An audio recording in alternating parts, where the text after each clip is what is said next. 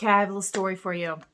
This is good. I feel like I've told this story a lot, but I don't think I've actually told it in this format, and it's really important for the whole damn world, okay? Last year, 2 or 3 weeks before COVID hit and the world blew up, I got a visit from my spirit guide, Mons. If you've been following me around at all, you know who he is. I've referred to him, right? So usually I summon him, and it's the way that I speak to Divine Spirit through the interface of my spirit guide, Mons. Only a few times has he shown up spontaneously to give me a directive or a message. And so when he does, I pay attention. I take it very seriously because I have learned that this is the real stuff when he just shows up out of the blue. So I was sitting there and Mons showed up, clear as anything, and he held this little ball of energy in his hand. And he said to me, Ingrid, the energy is going to be very contracted for a while. Move from fear to faith and you'll be rewarded. Stay in faith and you will be rewarded. Poof, he was gone. And at the time, I didn't know the pandemic was coming. He didn't tell me that part. He just said it's going to be contracted for a while. And I thought, well, maybe I'm going to have like some issues in my career or something. I don't know. And so a few weeks later, the pandemic hit and boom, that popped into my head. And I went, whoa, okay, I get it. I know what my mission is. My mission is to move myself from fear to faith and help others do the same thing. Because I realized when it all hit, it all came together. The most important thing we can do is stay in faith. And I now use the term love more often than faith because it resonates better with people. But it's really the same thing. Faith and love, staying in love, moving ourselves from fear to love.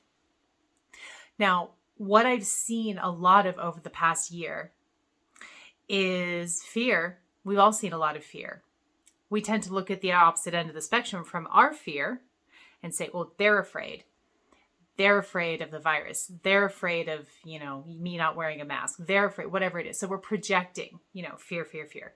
But here's the thing. We popped into this new paradigm. It's a paradigm of love and compassion and unity and community. We're bringing with us energy from the old paradigm, which has been primarily about the experience of struggle and scarcity and overcoming fear and obstacles. We don't live there anymore. But because we were born in that paradigm, we are pulling that energy into this new paradigm. So the most important thing we can do is not focus on their fear, but focus on our fear. To every single day, individually getting up and moving ourselves from fear into faith, from fear into love. And what Spirit tells me is when we are sitting in love and we are moving out in the world, having gotten ourselves daily into a state of love and alignment, every person we come into contact with and impact ripples out to thousands. The way that we're going to cement this new paradigm is not by fighting the old, but by embracing the love, embracing the new. And this fear that I'm talking about, it's this energy is on two different ends of the spectrum. I see it out there with being really afraid of COVID, being really afraid of kind of listening to mainstream news and feeling that fear bubble up in you and sort of living that fear.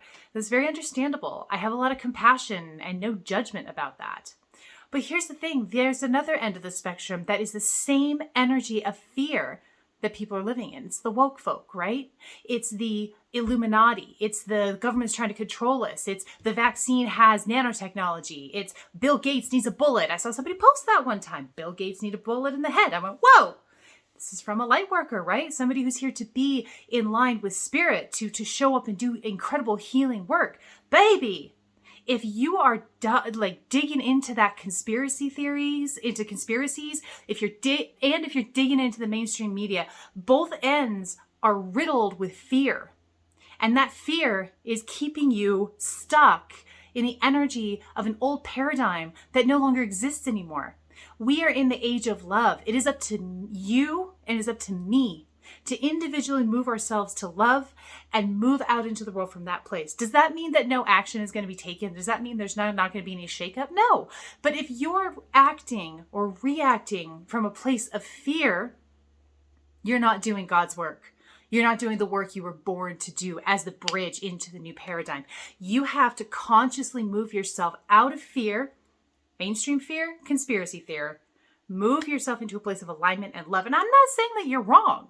I'm saying that you can't live from a place of fear. And what is the energy of fear? It's agitation, it's anger, it's resentment, it's blame. What is the energy of love? Okay, it's faith. It's compassion.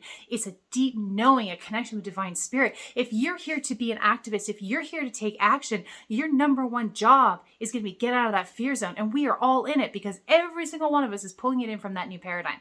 We're weirdos here, okay? We don't belong in either world. We never really belonged in the old world, and we don't really belong in this world because we're a mishmash of all of it. So you have work to do every day to pull yourself into the center of love and then take inspired action from that place.